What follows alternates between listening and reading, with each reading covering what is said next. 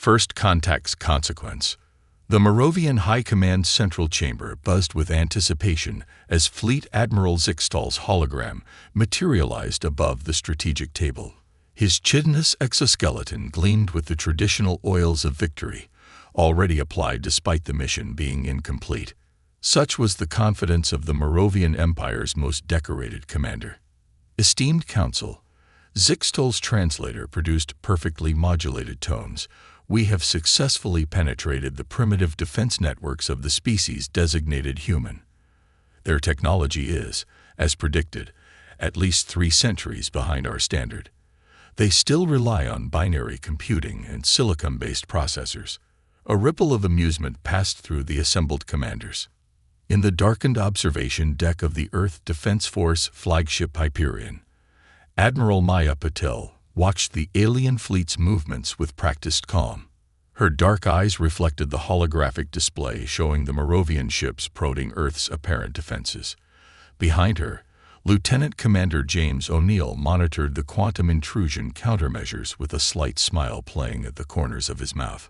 They're exactly where we want them, Admiral O'Neill reported, his fingers dancing across the neural interface. Their probes are still tangled in the dummy network. Should we let them think they've found our missile defense codes? Maya allowed herself a small smile. Give them the Level 1 decoy package. Let's see how deep this rabbit hole they're willing to go.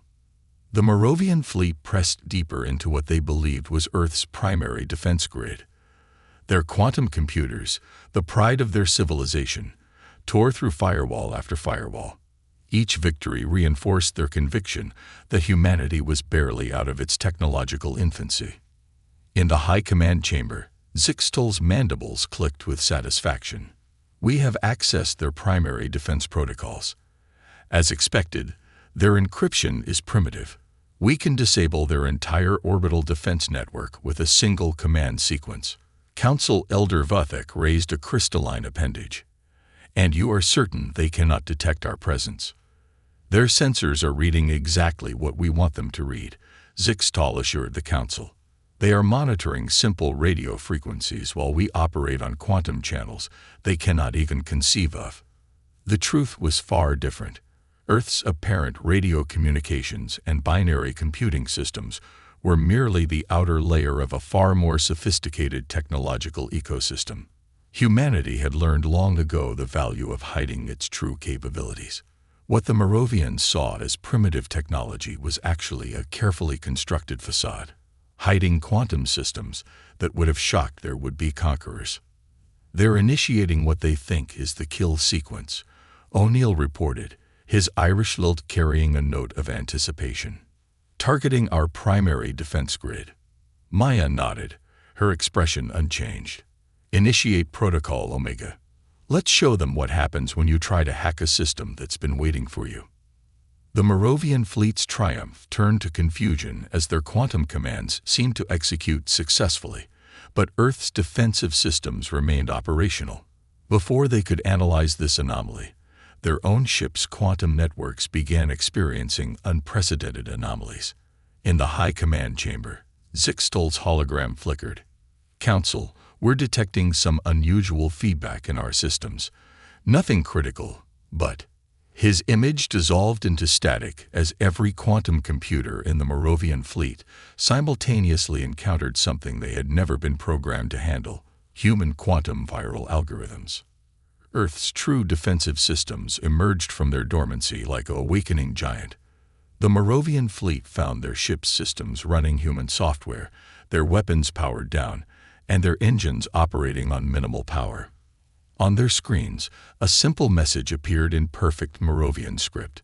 Welcome to Advanced Computing 101. Today's lesson: never assume technology you can see is the only technology that exists. Signed, Humanity. The Moravian High Command watched in horror as their fleet's quantum networks were systematically dissected and reconstructed by algorithms operating on principles they had never imagined possible. Their most advanced AI systems were being reduced to the equivalent of primitive calculators. Maya stood from her command chair, straightening her uniform. Send the standard first contact package now that we have their undivided attention.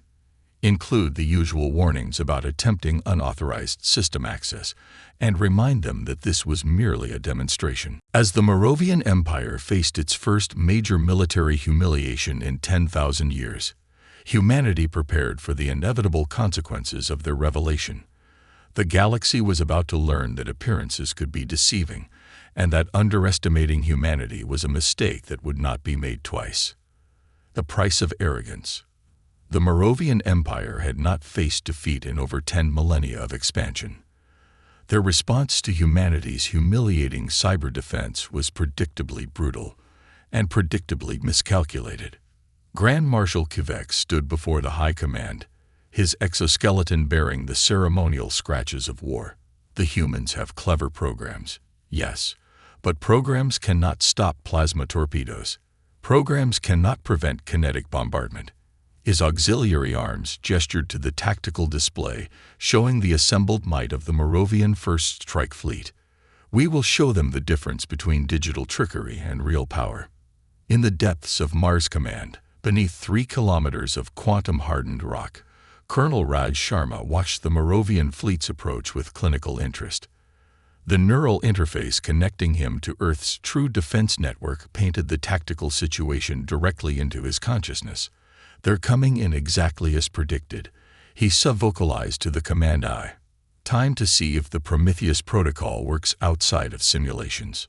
The Moravian fleet dropped out of hyperspace in perfect attack formation, their 20,000 ships filling the space between Earth and Luna. Their energy weapons powered up, ready to deliver an object lesson about challenging a superior civilization. Grand Marshal Kivek's mandibles clicked in anticipation.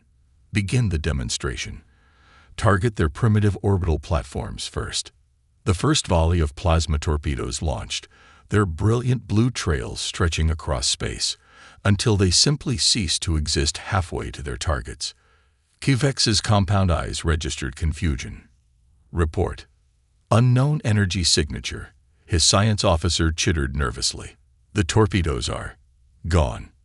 Not detonated, not deflected. Gone. Before Kivek could process this information, the real demonstration began. Space itself seemed to ripple around his fleet as humanity unveiled another layer of their deception. The primitive orbital platforms shimmered and transformed, quantum camouflage dissolving to reveal weapons platforms unlike anything the Moravians had encountered. In Mars Command, Colonel Sharma allowed himself a thin smile. Prometheus protocol performing within expected parameters. Execute Stage 2. The Moravian fleet's sensors registered thousands of quantum tunneling events simultaneously. Their defensive shields, designed to stop physical weapons and energy attacks, proved useless against weapons that simply materialized inside their ships through artificial wormholes smaller than an atom. Impossible. Kivek's translator struggled to convey his mix of terror and disbelief.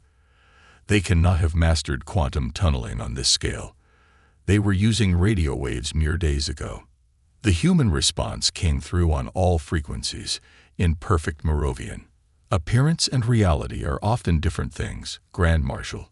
Your sensors saw what we wanted them to see. Your intelligence gathered what we wanted it to gather. And now your fleet will learn what we wanted to keep hidden.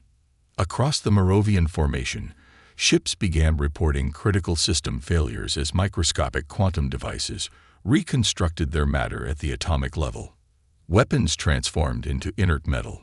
Power cores shut down as their containment fields were rewritten by forces operating beyond normal spacetime. In the Moravian High Command Chamber, the tactical display showed ship after ship going dark. Not destroyed. That would have been less frightening, but transformed into floating hulks, their mighty technology reduced to its constituent atoms and rebuilt into harmless configurations. Admiral Maya Patel's voice carried across space, transmitted through the same quantum channels the Moravians had thought they monopolized. Your fleet is now disabled. Your weapons have been decomposed and reconstructed as art installations. Your power cores are now producing nothing more dangerous than mild heat. We could have destroyed you. Remember that we chose not to. The surviving Moravian ships, those that hadn't yet been transformed, began emergency jumps to hyperspace. They carried with them tales that would shake the foundations of their empire's supremacy. Stories of weapons that ignored the laws of physics as they understood them, of defenses that seemed to rewrite reality itself. In Mars Command, Colonel Sharma disconnected from the neural interface, his dark eyes reflecting the holographic aftermath of battle. Send the standard package to their remaining worlds. Technical specifications, demonstration videos, the works. Let's make sure everyone understands exactly what challenging Earth means. The message spread across Moravian space faster than their fastest ships could retreat. Humanity had sandbagged them, hiding technology so advanced it appeared to break fundamental laws of physics. The question racing through every alien mind was simple. What else were the humans hiding?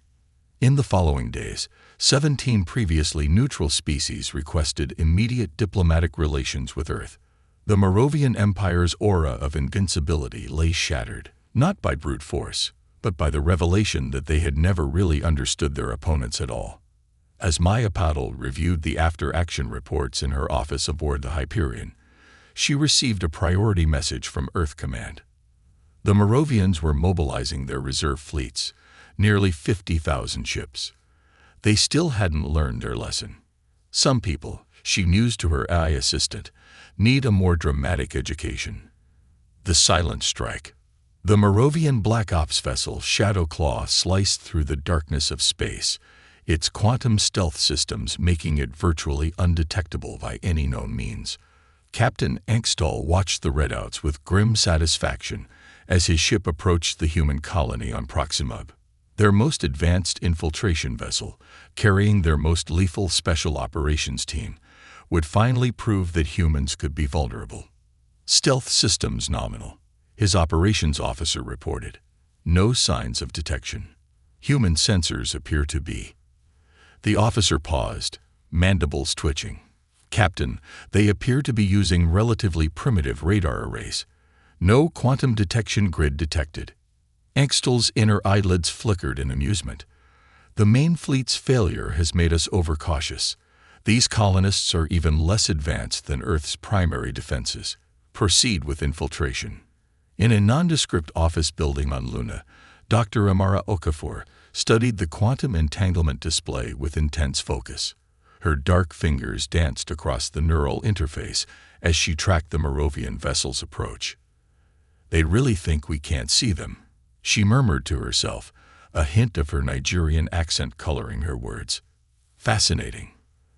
The Shadow Claw entered Proxima's atmosphere, its stealth systems adapting to maintain perfect concealment.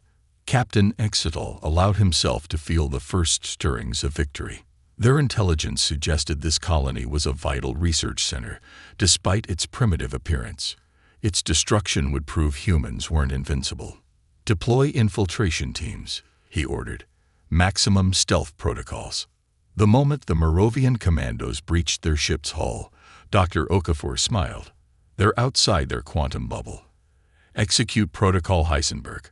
Across Proxima's surface, what had appeared to be simple weather monitoring stations hummed to life. The air itself seemed to thicken as overlapping fields of quantum-modified space enveloped the Moravian operators. Each field created a microscopic domain where the laws of physics operated slightly differently. The Moravian commandos found their stealth suits failing in impossible ways. Some became perfectly reflective, turning their wearers into walking mirrors. Others began broadcasting their exact quantum states across all frequencies. A few simply transformed their advanced technology into elaborate origami sculptures.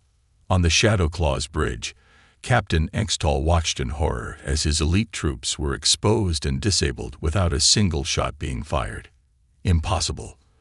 Our stealth technology is perfect. They can't possibly. Oh, but we can. Dr. Okafor's voice filled the bridge, seemingly coming from the air itself. And since you're so interested in our research facilities, let me show you what we've been working on. The space around the Shadow Claw rippled. Where empty air had been moments before, massive structures phased into existence. The primitive colony vanished, revealing the sprawling complex of quantum engineering facilities that made the Moravian ship look like a child's toy.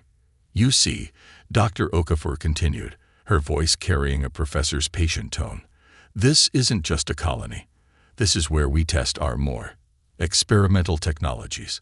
Thank you for volunteering to help us with our latest field test." The Shadow Claw's sensors began registering impossible readings as space itself seemed to fold around them. Their quantum stealth technology wasn't simply being defeated, it was being absorbed, analyzed, and improved upon in real time. "Fascinating design," Dr. Okafor commented, as if discussing an interesting academic paper. "But you're thinking too linearly about quantum mechanics. Here, let me show you a more elegant approach." The Shadow Claw's stealth systems suddenly engaged at levels its designers had thought impossible, rendering the ship so perfectly invisible that even its own sensors couldn't detect it. The crew found themselves operating a vessel that, for all practical purposes, had ceased to exist in normal spacetime. "Don't worry," Dr. Okafor assured them. "The effect is temporary. Consider this a free upgrade to your stealth systems. When it wears off in about 6 hours, you'll find yourself back in normal space, specifically in orbit around your empire's capital world. Along with all the sensor data from this encounter, we thought your scientists might appreciate seeing how real quantum engineering works." In the following weeks, the Moravian scientific community fell into chaos as they studied the sensor logs from the Shadow Claw. The data showed them glimpses of technological principles that overturned centuries of their scientific understanding. More troubling were the questions the data raised. If this was the technology humans were willing to show them, what were they still keeping hidden? Back on Luna, Dr. Okafor filed her report with Earth Command. "The demonstration was successful," she concluded. "Though I'm a bit concerned we may have traumatized their scientists. Not everyone is prepared to see their understanding of physics turned inside out."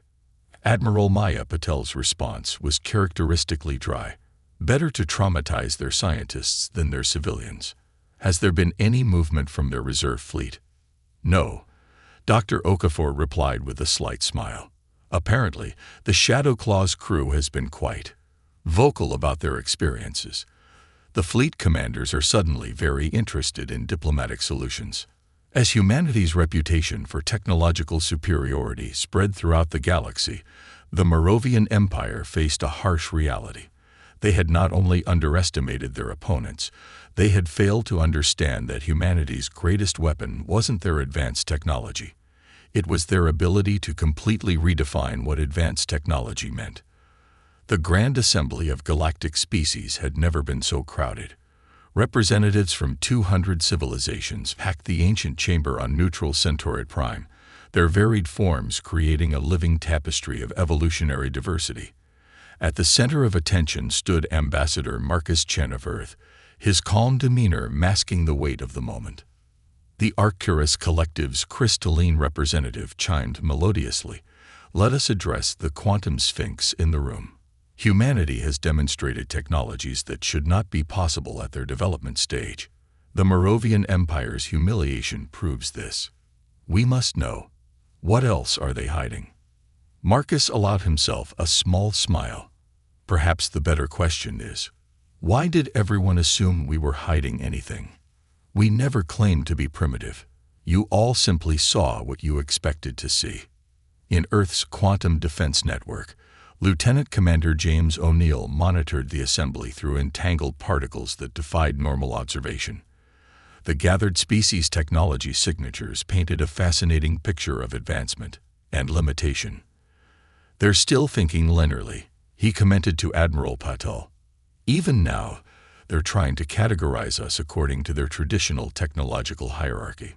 The Moravian representative, their exoskeleton now bearing the marks of political reform rather than military pride, raised all 4 arms. "The humans do not follow normal advancement patterns.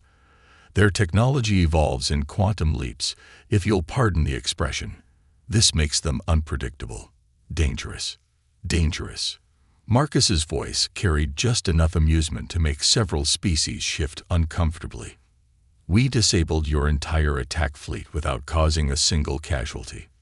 We could have annihilated your forces, but we chose preservation over destruction. Are these the actions of a dangerous species?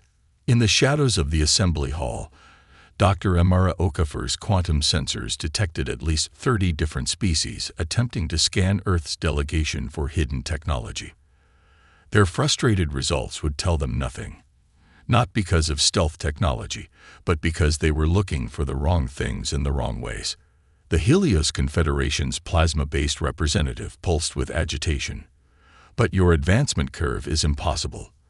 Our studies show clear technological progression stages that all species must follow.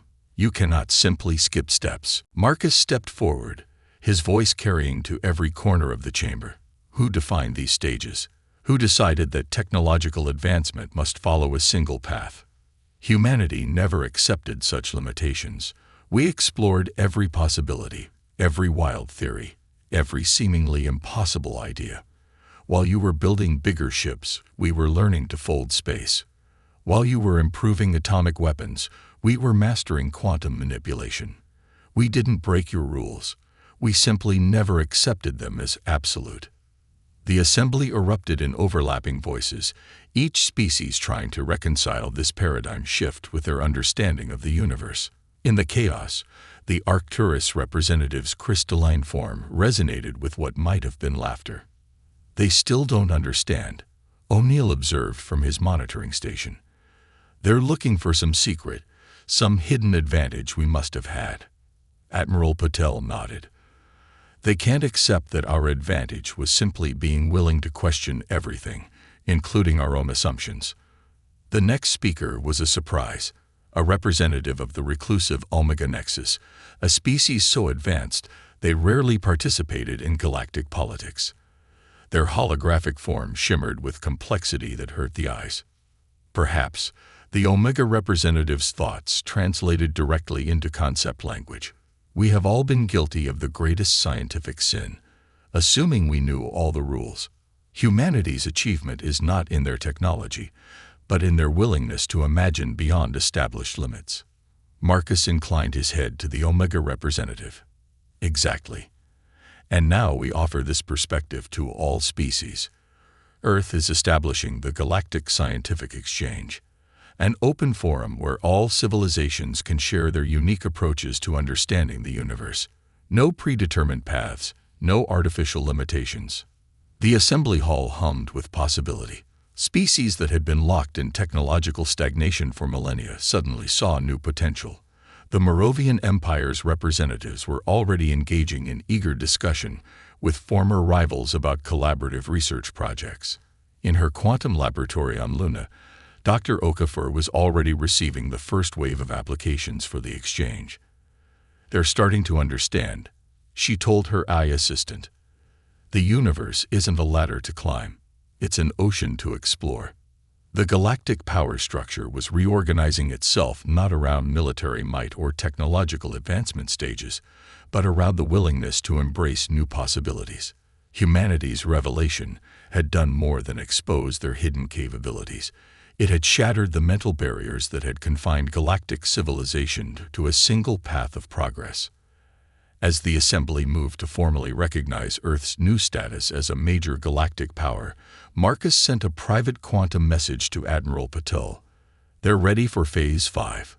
Should we show them what happens when multiple species start thinking outside the box together? Dawn of a new era. 1 year after the establishment of the Galactic Scientific Exchange, the Sol system had transformed. Quantum engineering platforms orbited every planet, each hosting scientists from dozens of species. The rings of Saturn now housed the largest collaborative research facility ever constructed, its spiral structure a testament to multiple species' architectural philosophies working in harmony. Admiral Maya Patel stood at the observation deck of humanity's new diplomatic station, watching vessels from across the galaxy arrive for the first Convergence Summit. Each ship represented a different approach to physics, engineering, and the fundamental laws of the universe, and each had come to share their knowledge freely.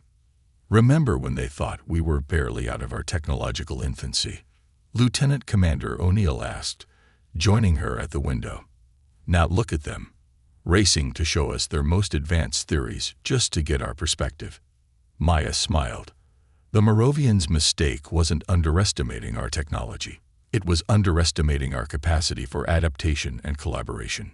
In the central chamber of the Saturn Ring facility, Dr. Amara Okafor led a mixed-species research team that was rewriting the fundamentals of quantum mechanics. The Moravian scientists, once her adversaries, now worked alongside her with an enthusiasm that bordered on reverence. The combination of human intuitive leaps and Moravian precision engineering is revolutionary, commented Chief Scientist Zixtal, once a military commander, now the head of his species' scientific renaissance. We were so focused on perfecting existing principles that we never thought to question the principles themselves. Ambassador Marcus Chen's office in the United Earth Government Building had become a hub of interstellar diplomacy. Today, he hosted representatives from species that, just a year ago, had been bitter enemies. The humans have given us something more valuable than technology. The Arcturus representative chimed. They've given us a new way of thinking. Not new, Marcus corrected gently, just unrestricted. Every species has the capacity for revolutionary thinking. We simply refuse to accept artificial limitations on what was possible. The Omega Nexus, once the most secretive of advanced civilizations, had become regular participants in galactic affairs. Their representative's holographic form shimmered beside Marcus's desk. We observe a fundamental shift in the galaxy's development trajectory, they communicated. The combination of multiple species' unique perspectives has accelerated progress beyond our most optimistic projections. Humanity's gift was not technology, but liberation from technological orthodoxy. In her quantum lab on Luna, Dr. Okafor reviewed the latest breakthrough from a joint human-Moravian Arcturus research team.